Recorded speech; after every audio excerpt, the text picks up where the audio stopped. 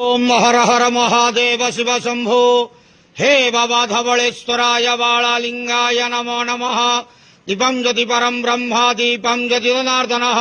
दीपहरत मे पापो पूजा दीप नमस्तुते।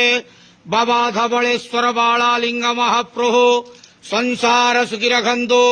आज श्रावण मासर शुभ शनिवार रे समस्त श्रद्धालु भक्त मानक श्रीपद करंतु। मनस्कामना पूर्ण करंतु। कर्म क्षेत्रोन्नति करंतु। ग्रहरिष्ट खंडन करंतु। जगतर मंगल करंतु। विश्वर कल्याण करंतु। आपणकर नाम विख्यात करंतु। सेवकर डाक श्रवण करंतु। समस्त ग्वावसा भक्त मानकर मनस्कामना पूर्ण करंतु।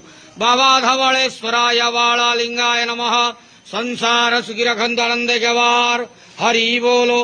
आज शुभ शनिवार रे समस्त श्रद्धालु भक्त मानक श्रीपद करंतु आनंदे जवार। हरि बोलो। ओम नमः शिवाय।